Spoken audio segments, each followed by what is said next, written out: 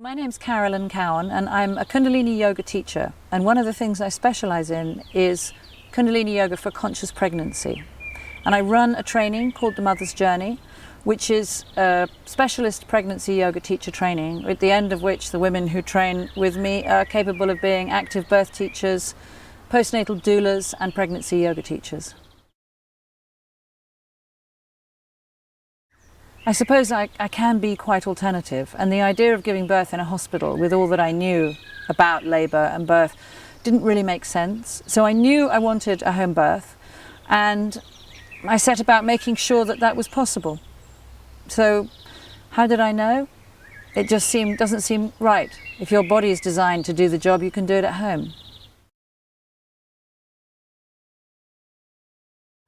The benefits are that it's much easier to go into a much more relaxed state for the labour. So if you are comfortable with yourself and your surroundings and the people with you, you can go into an altered state, which is more recommended for a successful labour. Your body will open better if you're relaxed. And although it's painful, you allow yourself to get stoned from the hormones, or you allow yourself to get high from the hormones. Your body produces very strong hormones called endorphins when you're in labour. They counteract the pain. And if you're at home and it's calm and peaceful and no one's talking to you, you can ride the pain a lot better. So a lot of the work that I did in my pregnancy, in my yoga training, enabled me to understand how to deal with pain properly and to go into a meditative state with the pain. So a bit like when you're having a tattoo done, you begin to enjoy the endorphins, and so labour can be a pleasant experience. So that's the plus. The downside is obviously, if you don't trust yourself, then you're kind of stuck. And I think for a lot of women, the downside is that a lot of women make a birth plan and they think that the labour is theirs. They forget that the labour is for their child.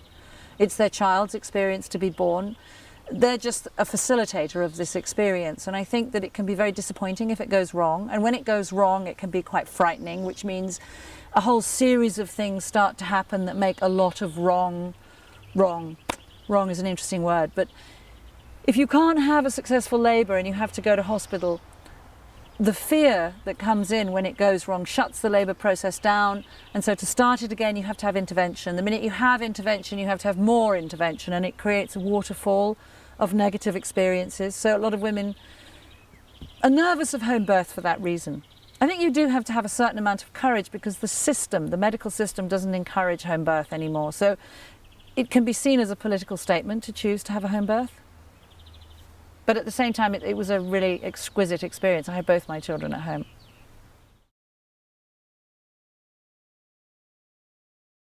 For my son, I thought I wanted to have a water birth. So I organised one of the pool. You can rent a pool. So I rented a pool. I had the floor of my bedroom checked that it could bear the weight, because that much water is very heavy. And put up this birthing pool which came with a heater. And I got very big in my pregnancy, and by the time I got to the end of the pregnancy, I didn't have very much patience. So I went and had acupuncture on my due date and went into labour on my due date. And it started at 10 o'clock in the morning. And it was painful, and to speed it up, I went for a very long walk. And I did half my labour in the kitchen, I had a big butler's sink, and was using that to sort of pull against to open the back of the pelvis. I had a lot of pain in the back of my pelvis. And then once it really got established, I went upstairs and called the midwives. So the midwives came after about 6 hours. Because by this point I already knew what was happening, so I wasn't in a panic.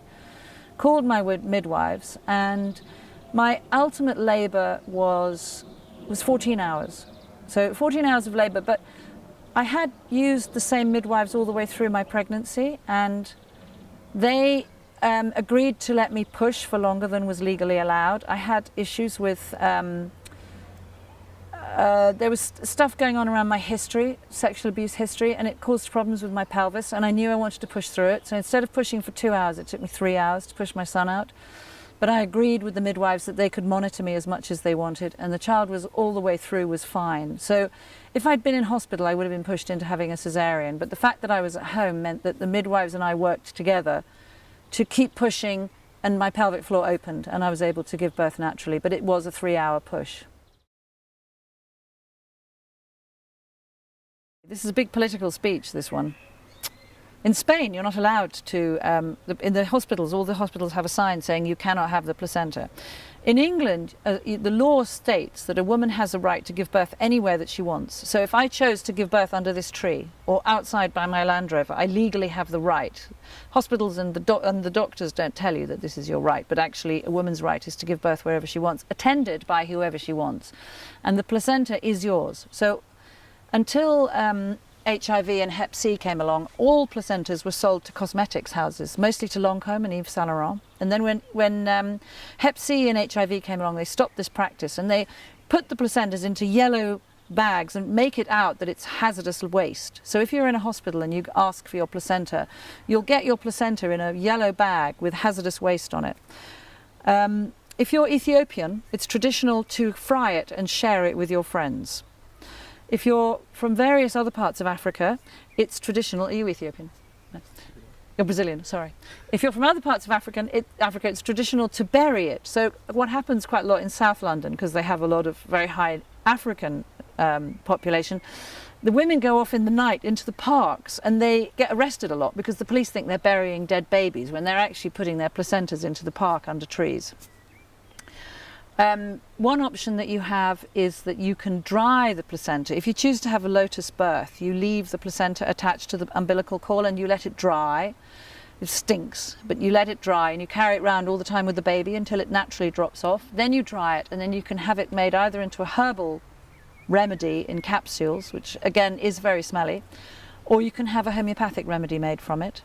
Some women do go for the option of drying the placenta very, very slowly in the oven. If you put the oven on a very low temperature, like a 30, 40 degrees, you can dry it over a period of days. Terrible smell. I went for the slightly more instant option of putting my placenta. I cut my placenta into 4 with my daughter because I knew I got slightly depressed with my son. So with my daughter, I cut my placenta into 4 pieces. Cut the umbilical cord into 4 pieces and then blended it into a juice. Froze 3 of the pieces. I froze 3 of the pieces and put them in the freezer separately. The last quarter I blended with apple juice, passion fruit, spirulina, hemp seed oil, can't remember what else.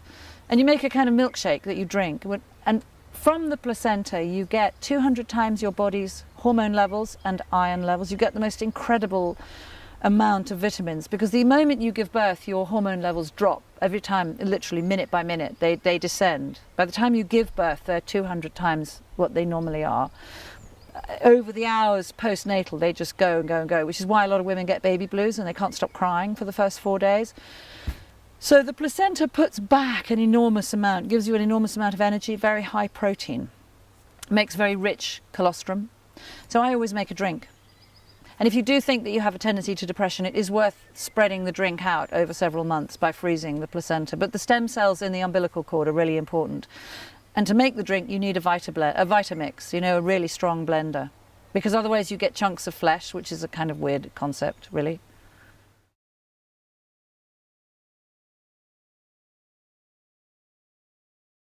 Traditionally in Kundalini Yoga, you celebrate the soul is said to come into the mother at the 120th day. So there's always a celebration at that point. And there is a question about whether that 120 days is from the conception or whether it's from the first day of the period. And I'm never sure which one it should be, because obviously conception, you're most fertile 2 weeks after your menstrual date. But there is always a celebration of 120 days. And some women do say very clearly that they can feel the soul entering the body.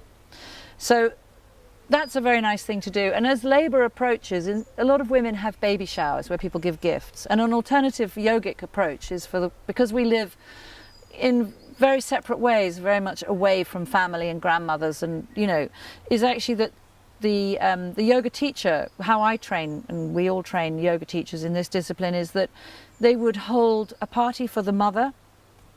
The mother would hold a party, or a friend of hers would hold a party, and instead of giving clothes, the friends would say, okay, I'll change your sheets 3 times over the 40 days. We celebrate 40 days after the birth that the mother should do nothing but be with the child. So the baby shower is a way of saying, I'll cook you 4 meals. Somebody can give that gift. Somebody else can say, I'll pay for a cleaning lady to come once a week. And so that you really make sure that the mother doesn't have to do anything except sleep when the child sleeps. And the rule is that you stay with the child, you stay quiet, and that you sleep when the child sleeps. So the mother has time to recover and is looked after rather than just covered in sort of the baby being covered in pretty little clothes. That's the main ceremonies. There's a very nice ceremony that one can do afterwards to empower the mother, which is to bathe her in healing herbs to help mend if she gives birth vaginally and caesareanly actually.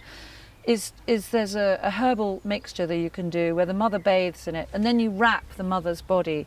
You wrap it very tightly from the hips up to just underneath the bosoms, and then wrap her, keep her really warm and wrap her so that she really sweats out a lot of the toxins. That's a ritual that's done quite soon after birth, helping the mother to kind of shut everything down again, because you get a lot of pains after labour as the uterus shuts down, and second and third child, the pain is much worse. They get a lot of cramping as it shuts down.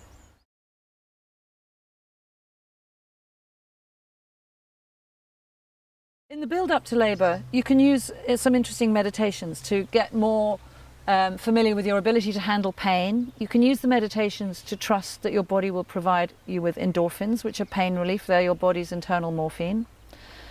In Kundalini Yoga, we have a lot of very painful arm meditations, things where you hold your arms out, or you're doing stuff like this, which if you do it with your eyes closed, at the end of each experience, you get a flood of endorphins, and you start as a woman who's pregnant to start to believe that your body actually can support you, your body can do what it's meant to do because you have an experience of it doing that.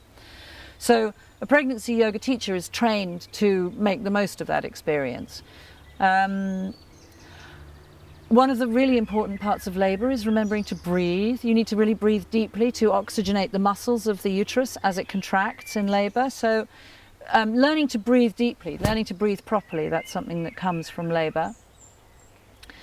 I think there's a very extraordinary man who's the key person to look at for natural labour about the process of getting into an altered state. It's a man called Michel Audin. And I think one of the things that yoga in pregnancy helps you to do is learn how to get into that state and how to stay there. And when you understand how potent that is to a natural, how important that is to a successful labour, you understand how yoga can also feed into learning how to do that. Because the state that you get into through the breath and the posture is very, very similar to the place that you want to be to allow the hormones to flow properly, the altered state. And Michel Audin is the person to look at about that. What yoga gives you is the ability to stay in your body, to be in your body. And yoga here in the West is defined as posture, but it's more than that, because it's about meditation, it's about the state of your mind. It's not just the physical postures. The word yoga means union with the divine. So you use yoga in that way. You're able to stay present, you're able to trust your body, you're able to go with what you're feeling. And I think that's what you learn from doing yoga in pregnancy. And that's how it helps labour. Postnatally, you're not really meant to do anything for the first 40 days. And then a postnatal yoga teacher will reintroduce your body to posture very gently. And I think one of the most potent things you can do is put the heat back in the body. So we have breath of fire and other techniques that reinvigorate the body very quickly.